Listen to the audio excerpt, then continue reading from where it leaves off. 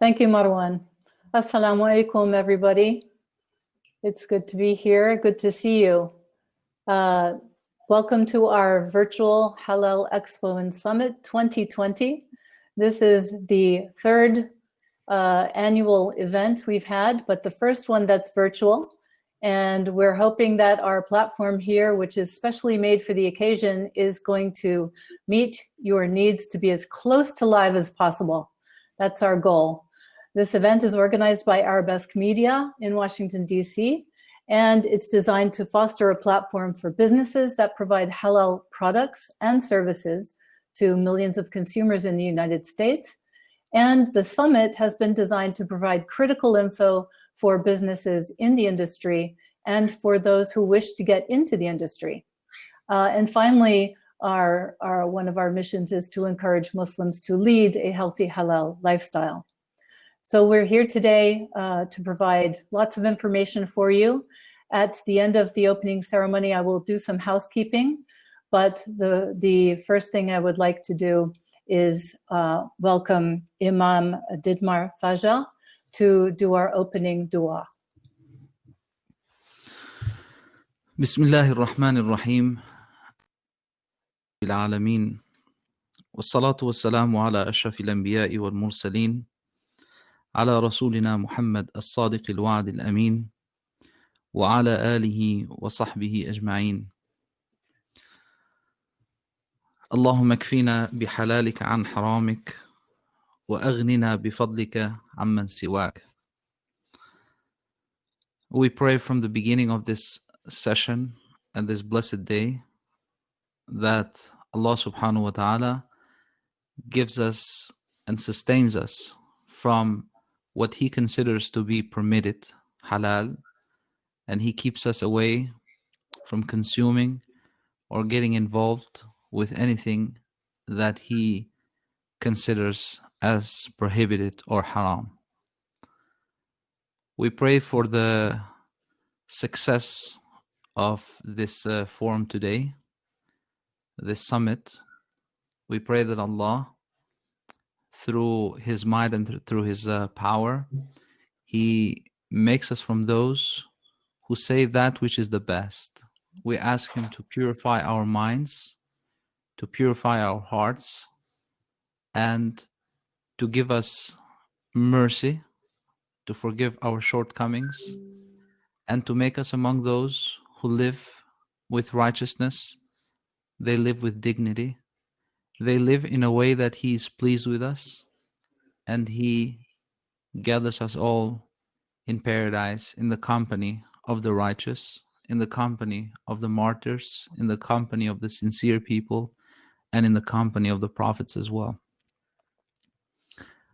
رب اشرح لي صدري ويسر لي أمري واحلل عقدة من لساني يفقه قولي. آمين والحمد لله رب العالمين.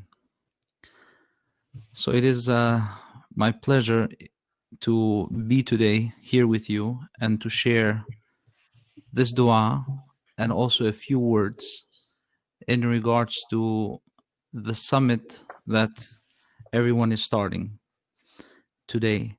And I just wanted to mention one hadith, which is a very famous hadith, and it also includes one verse of the Quran as well. It is a hadith that is narrated to us from Sayyidina Abu Hurairah radiyallahu ta'ala anhu, who said, Inna Allah tayyibun la yaqbalu illa tayyiba.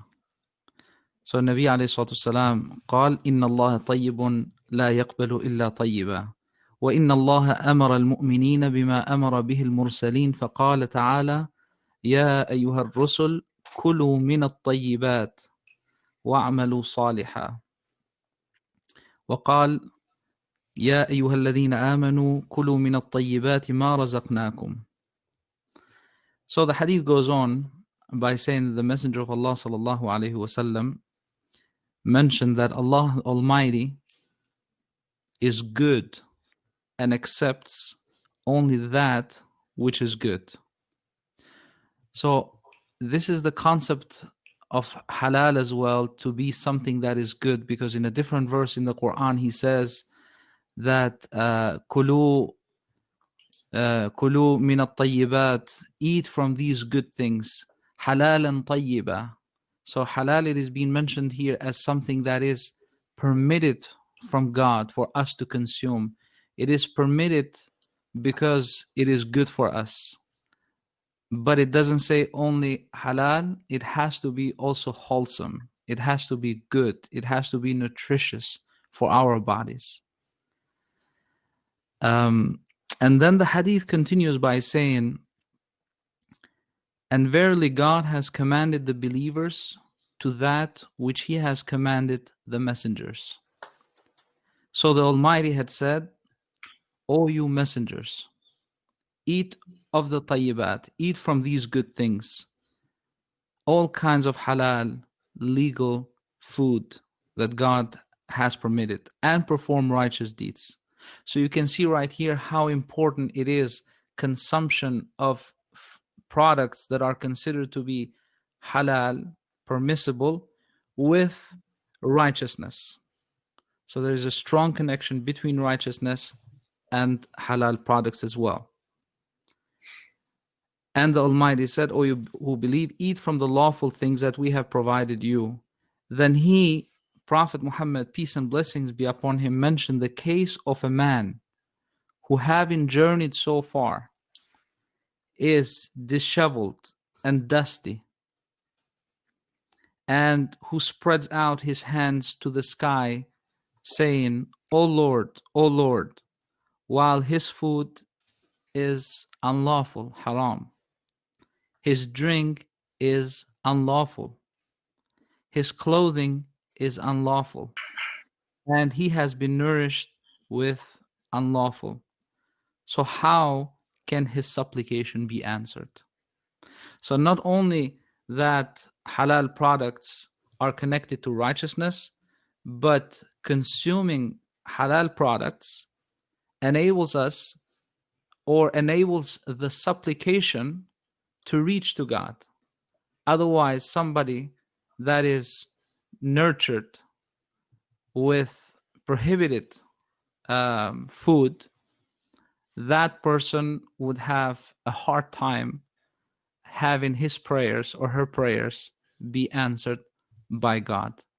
Therefore, what the summit today, this virtual Halal Expo, is trying to do today is something that is highly recommended, needed, and essential for our community at large. May God bless all of you who are involved in this great effort today, and may He bless your efforts and give success this day and tomorrow as well. Thank you very much. Wassalamu alaikum. Wa alaikum assalam. Salam. Shukran. Thank you very much, Imam Didmar. Very inspiring remarks, and we appreciate the encouragement for sure. You're welcome. So let me introduce Marwan Ahmed, who's the founder of this Halal Expo and Summit, to say a few words, if you would, Marwan. Thank you, Elizabeth, and thank you, Imam Didmar. And welcome, Secretary General Ahsan. It's good to see all of you. And welcome everybody who is on the session watching us live. Bismillah ar-Rahman ar-Rahim. Rabbi shrah li sadri wa yassir li amri wahlul 'uqdatan min lisani yafqahu qawli. Alhamdulillah, this is our third year putting this event together, and with the help and support of many people, organizations, leaders, and businesses, we were able to come together for the third year right now. When I started this event, I found the need to bring together people who care about halal as a lifestyle, not just as a business. However, businesses play a strong and important role in supporting the halal lifestyle. And when we started the event, it was labeled halal is not just a product, it's a lifestyle, because we believe that halal is involved in many aspects in our life, starting from the products, but also to the way we conduct ourselves, an ethical halal lifestyle. So this is our third year, and because of the COVID, unfortunately, we were forced to go virtual. However, there are advantages to go virtual. Now we can invite and be honored to have people from all over the world participating in this event. We have speakers and experts from Turkey, from Malaysia, from other parts of the world who will be participating, and also guests. I see people today from Spain and from all over the US as well, and that's wonderful to see. And this year we also took another major step in the organizational aspect of the event, in the sense that we decided to disrupt the halal industry. And what I mean by disrupt is not mess, but create a discussion about hot topics that normally are not discussed in the halal industry in our community, especially in the business community. So many sessions today will educate the viewers by important experts in the field of halal, whether it is food, cosmetics, and tourism, finance, and many other areas that creates a halal lifestyle. We want the conversation to be involved and engaged, and we invite everybody to participate. And the halal industry in the US is one of the fastest industries today. We have thousands of businesses who sell halal on a retail level. We have many manufacturers who produce halal for domestic and exports. And this industry is growing every day. Every day I meet somebody who is innovative, something new in the halal. And today and tomorrow, we have important and sensitive issues that we also bring up. That includes how the US elections will affect the halal industry in the US, which will in turn affect it globally. We know the politics, even though we're not a political organization, but politics plays a role in how trade and business is conducted. We'll also discuss the laws in the US about halal. We know there are a number of states that already have halal laws, and we will discuss that in one of the sessions, and we will also see how can we add more states with halal laws. We know also that the federal government, USDA, have halal policy. We will also discuss how can we enforce and strengthen the halal policy by USDA and other government entities. And lastly, tomorrow, and I encourage everybody to stay today and tomorrow till the end of the day, to learn who will be the top 3 halal businesses in the US. We will be awarding top halal product and top halal and best halal service and best innovative halal business in the US. And we will be happy to share this with you tomorrow, end of the day tomorrow. And lastly, I'd like to encourage you to network with people. This is the purpose. There is a network tab on the left where you can click and network randomly or selectively with people who are live with us. You can do that via video or text chat. Also visit the expo. That's very important. We have a number of wonderful businesses who are exhibiting at the expo. Please visit them, talk to them, see what they do, and how you can do business together, or at least for learning purpose. And lastly, I'd like to thank all our sponsors. They supported this event, as well as vendors, and they made it happen in terms of putting the technology, bringing the speakers, and the team that put this event together. The team is more than just me and Elizabeth. They are working in the background, making things happen. And I'd like to thank my team as well. Thank you, and I hope you enjoy the event today and tomorrow. and I look forward to your participation and engagement, inshallah, with us. Assalamu alaikum wa rahmatullah. Alaikum salam. So thank you for that, Marwan. And I would also like to echo my support and thank you for the team as well, because this has been quite a challenge, and they have helped us meet this challenge amazingly so far with this amazing platform. And so now, without further ado, we are greatly honored to have with us a very special person coming all the way from Turkey as our keynote speaker. And we have with us Secretary General, His Excellency Ihsan Övüt. I hope I got the pronunciation right. He is the Secretary General of the Standards and Metrology Institute for Islamic Countries, known as SMIC. SMIC is a body established by the Organization of Islamic Cooperation to harmonize standards and to eliminate technical barriers to trade and to develop and promote trade amongst the OIC member states. The organization seeks to achieve uniformity in metrics, laboratory testing, and standardization, as well as promoting education and training and providing technical assistance to the member states.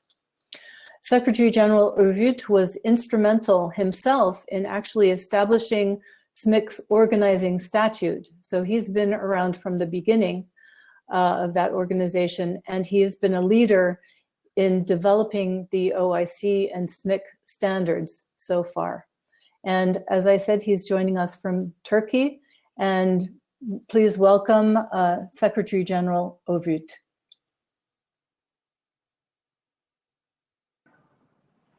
Thank you, Elizabeth. Bismillah ar-Rahman ar-Rahim. Dear participants, brothers and sisters, Assalamu alaikum wa rahmatullahi wa barakatuh. We are grateful to Allah Almighty for blessing us with this occasion and giving us the opportunity to be united together at this important virtual Halal Expo and Summit, United States of America, during this pandemic. I pray Allah sallallahu wa ta'ala to help us all to win the fight against this pandemic and get back to our normal lives as soon as possible, inshallah. First of all, I would like to thank Brother Marwan Ahmed and his team for inviting me to this event, and also express my pleasure to be here with the distinguished guests. Dear friends, we have lived a very difficult year due to the unfortunate outbreak. COVID-19 has changed the world upside down. It changed the way we look at our lives, the way we behave, and the way we do our jobs. In the beginning, it was primarily a health crisis, but in a very short period, it has caused long-lasting impacts on human lives. And this outbreak also sent a very important message to us as the actors of quality infrastructure system to work even harder to accomplish what is expected of us. During this crisis, it was evident that the least affected countries were the ones that have had the best quality infrastructure to deal with the consequences of the pandemic. While we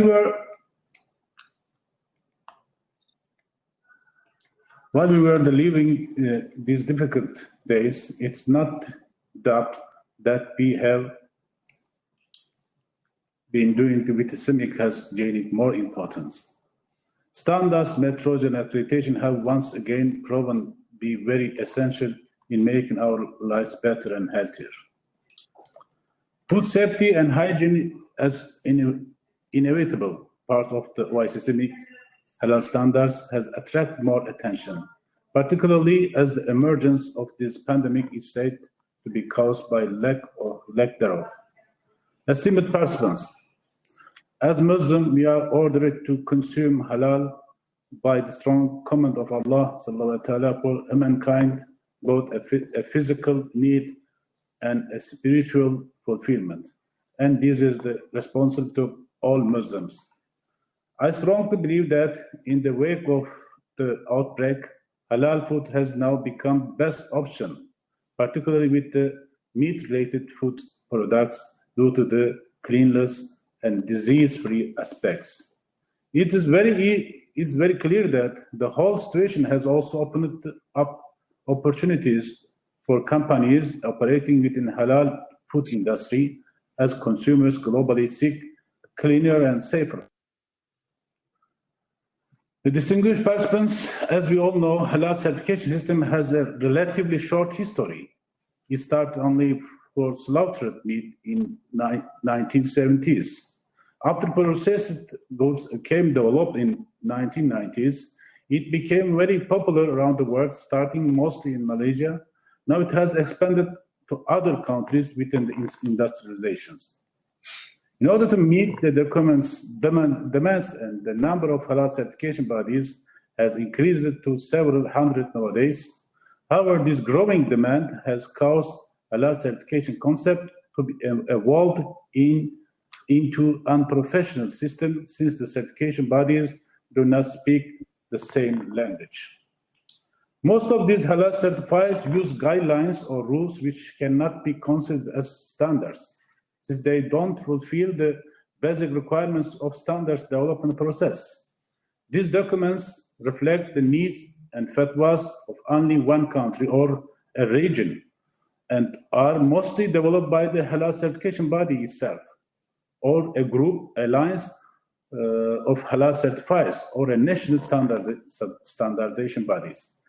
And these only cause the existence of many standards that block trade activities among the countries. This is why CIMIC was established in 2010 as an affiliate institute of the Organization of Islamic Cooperation, OIC.